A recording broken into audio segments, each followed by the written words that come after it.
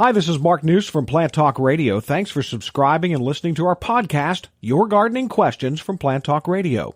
If you have a gardening question you'd like our host Fred Howard to answer, send him an email. The email address is fred@planttalkradio.com. Now for today's question. I did want to get to this email from Paul, who says he's noticing holes in the leaves of many of his perennials, and he was wondering if you could suggest something he could apply to the plant without hurting the beneficial creatures like the bees and butterflies. Well, the answer to that is yes.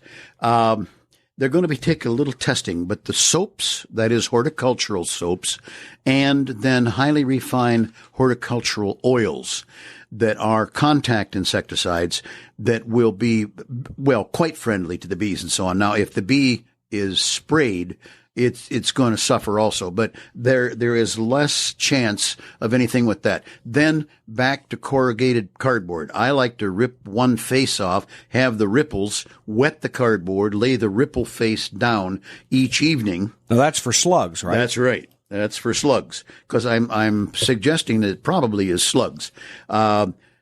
Well, you put it down in the evening, and in the morning you scrape them off, or you throw the cardboard away, whichever amuses you most, and you just simply remove them from the site.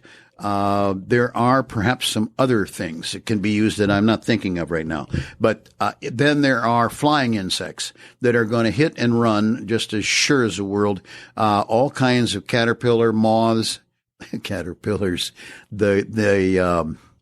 what am I talking? They are larval stage of many, many creatures is out there right now, let's just say, to nip on the plant. And Paul, I mean it in a serious way.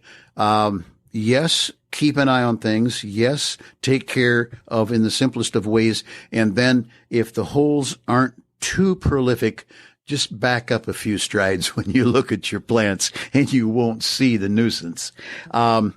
I don't mean to make jest of that, but it actually, sometimes when you want to be friendly to the whole of insect society, that's maybe what you have to do.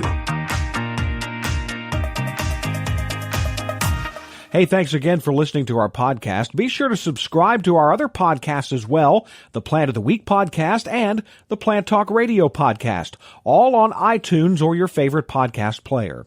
If you'd like to sponsor a daily podcast, contact us at fred@planttalkradio.com. To find out more about Fred Howard and Plant Talk Radio, visit our website, planttalkradio.com.